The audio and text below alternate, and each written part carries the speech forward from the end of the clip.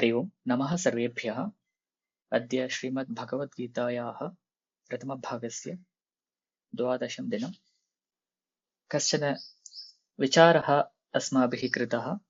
तत्र मनसि ये भावाः भवन्ति तेषां लघुपरिचयं वयं दृष्टवन्तः। तत्र यः कोऽपि भावः भवतु स भावः सङ्गेनैव भवति इति ज्ञेयं। तत्र सङ्गः नाम तत्र मानसिक चिन्तनमेव तत्र भवति। यस्मिन् कस्मिन्नपि विषये यदि चिन्तनं भवति तेन चिन्तनेन तस्मिन् विषये अस्माकं सङ्गः भवति ज्ञेयम्। एतदेव प्रथमं सोपानं भवति। कदाचित् तेन सङ्गेन सुखं भवेत् अथवा दुःखं भवेत्। यदि दुःखं भवति स द्वेषः इति उच्यते अथवा द्वेषतुल्यभावाः मनसि भवन्ति। यदि तेन सङ्गेन सुखं भवति तदानीं तत्र रागः इति उच्यते, अटैच्मेण्ट् इति। यत्र सुखं भवति तत्र अस्माकं रागः अपि भवति। तत्र रागः इत्यनेन तत्र रागतुल्यशब्दाः अपि तत्र योजनीयाः भवन्ति। तत्र कामः, प्रीतिः इत्येवं तत्र। पुनः यदि रागः भवति तत्र तस्मात् पुनः क्रोधः वा भयं वा शोकः वा भवति इति वयं दृष्टवन्तः। वस्तुतः यस्मिन् वस्तुनि अस्माकं रागः भवति तस्य वस्तुनः नाशे अस्माभिः वा अन्येन वा यदि तस्य वस्तुनः नाशः भवति तदानीं तत्र शोकः भवति इति वयं ज्ञातवन्तः। तथा यत्र एते मनोभावाः भवन्ति तदानीं बुद्धेः अपि रोगः कश्चन भवितुम् अर्हति। स एव रोगः मोहः इति अस्माभिः दृष्टम्। वस्तुतः मनोबुद्ध्योः यत्र वैरुध्यं दृश्यते तत्र यस्य बलवत्वं भवति अन्यदेदस्ति तद् उपकरोति इति ज्ञेयम्। उदाहरणम् अत्र मनः अस्ति। यदि मनः बलवत् अस्ति इति चिन्तयामः तदानीं बुद्धिः मोहाविष्टा भवति। पुनः मोहेन सा बुद्धिः मनसः अनुसरणं करोति। तथैव यदि बुद्धिः बलवती भवति तदानीं मनः बुद्धिम् अनुसरति। तथैव क्रमः अत्र भवति। अतः यदि एते भावाः भवन्ति, क्रोधः वा भयं वा शोकः इत्यादयः भावाः यदि भवन्ति, एते भावाः यदि बलवन्तः भवन्ति तदानीं बुद्धेः मोहः भवति। अतः बुद्धिः स्वकार्यं न करोति। अतः मनः अनुसरति बुद्धिः। तथैव अत्र अर्जुनस्य विषयं पश्यामश्चेत् तत्र आदौ सः उक्तवान् अहं योत्स्यमानान् सर्वान् अहं द्रष्टुम् इच्छामि। अतः रथं तथा स्थापयतु यत्र अथवा यस्मात् अहं सर्वान् द्रष्टुं शक्नोमि। तथा तत्र रथं स्थापयतु इति अर्जुनः उक्तवान्। योत्स्यमानान् द्रष्टुमिच्छामि, तथा दुर्बुद्धेः धार्तराष्ट्रस्य प्रियचिकीर्षून् द्रष्टुमिच्छामि, तथा यैः सह मया योद्धव्यम् अस्ति अस्मिन् रणसमुद्यमे तान् अहं द्रष्टुमिच्छामि। एवं तत्र रागः एव नासीत् आरम्भे। यदा रथः मध्ये स्थापितः ततः परं यदि सः सर्वान् पश्यति तदानीमेव सः तदानीं योत्स्यमानान् न पश्यति, स्वबान्धवान् एव सः पश्यति। किमर्थं? तदानीं तत्र रागः जातः। इत्युक्ते रागः बलवान् अभवत् इति अत्र आशयः। अतः रागः जातः इति कारणेन अत्र अर्जुनः आचार्यान् पश्यति, मातुलान् पश्यति, भ्रातॄन् पश्यति, पुत्रान् पश्यति, पौत्रान् पश्यति, एतान् सर्वान् पश्यति, परन्तु योत्स्यमानान् न पश्यति इति अत्र भावः। बान्धवाः सन्ति, युद्धात् परं तेषां मरणं भवति कस्यचित् अथवा केषाञ्चन मरणं भवति। यदि तथा मरणं प्रियाणां यदि नाशः भवति तदानीं शोकः तत्र जायते। अत्र शोकेन अत्र सः अर्जुनः विषीदन् एतादृशं वदति। सः किम् अनुभवति एतत् सर्वम् उक्तवान्। अत्र सीदन्ति मम गात्राणि मुखं च परिसृष्यति वेपतुश्च शरीरे मे रोमहर्षश्च जायते। एवं स्व अनुभवं सः वदति, सः कथम् अनुभवति इति। पुनः अत्र एतावत्पर्यन्तं न च शक्नोमि अवस्थातुं भ्रमति इव च मे मनः। एतावत्पर्यन्तम् अत्र शोकस्य प्रभावः दृश्यते।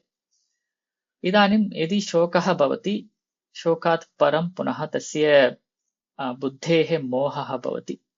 यदि मोहः भवति तर्हि विपरीतं चिन्तयति बुद्धिः। यथा चिन्तनीयं तथा न चिन्तयति। अत्र बुद्धिः सर्वदा ज्ञानाधारेण एव चिन्तनं करोति। परन्तु यदि मोहः भवति तेनैव ज्ञानाधारेण विपरीतं चिन्तयति बुद्धिः। तथा 31तमश्लोकादारभ्य मोहवशात् सः अर्जुनः कथम् एतत् सर्वम् अत्र शोकः यः जातः तस्य शोकस्य समर्थनं कथं करोति एतत् अत्र 31तमश्लोकात् भवति।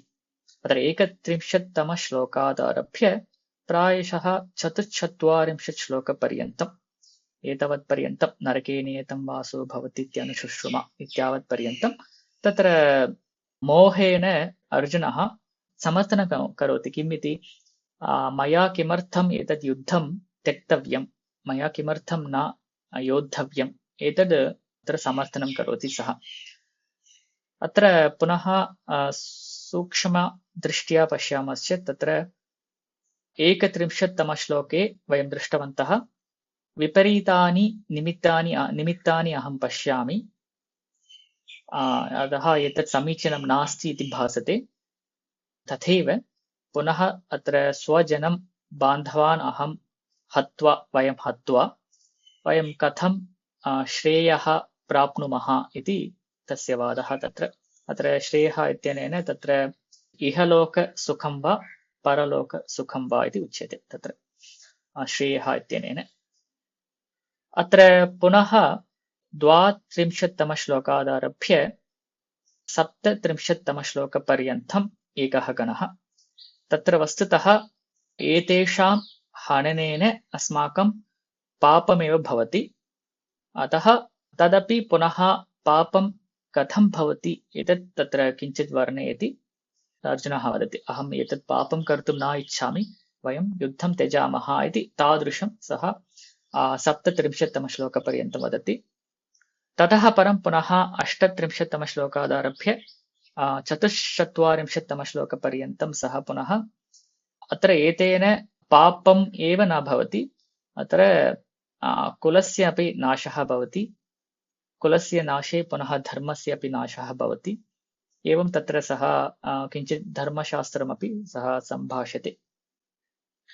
एवं किमर्थम् एतद् युद्धं त्यक्तव्यम् इत्येतत्तु तत्र विभिन्नरीत्या तत्र समर्थनं करोति सः।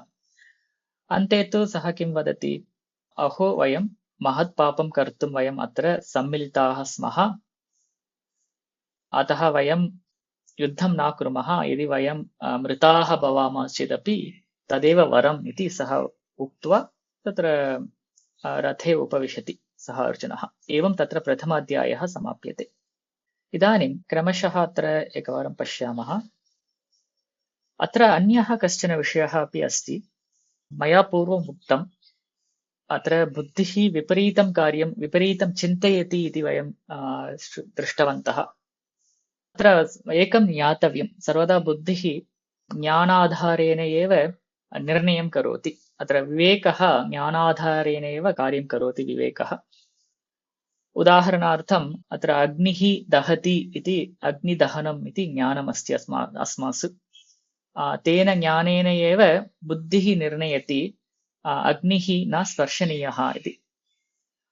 अतः अग्निः न स्पर्शनीयः इत्ययं विवेकः कथं जातः, अत्र अग्नेः उष्णता भवति अथवा अग्नेः दहनकर्तृत्वम् अस्ति इति कारणेन सः अग्निः न स्पर्शनीयः इति निर्णयः बुद्ध्या स्वीक्रियते। अत्र एतादृशं बुद्ध्या यद्यत् क्रियते तत्सर्वं ज्ञानाधारेणेव भवति। यदि पूर्वम् अग्निः दहति इत्येतत् ज्ञानं न भवति तर्हि बुद्ध्या तद् निर्णयं कर्तुं न शक्यते। अतः यदा यदा बुद्धिः कार्यं करोति तदा सर्वदा ज्ञानम् आधारीकृत्य एव सः तद् बुद्धिः कार्यं करोति इति ज्ञेयं प्रथमम्।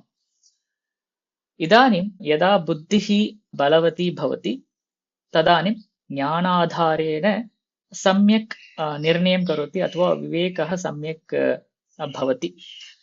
यदि मोहेन आविष्टा भवति बुद्धिः तदानीं तेन एव ज्ञानेन विपरीतं चिन्तनं करोति बुद्धिः। एतत् ज्ञातव्यम्। अत्र ज्ञानम् इत्यनेन किम् उच्यते?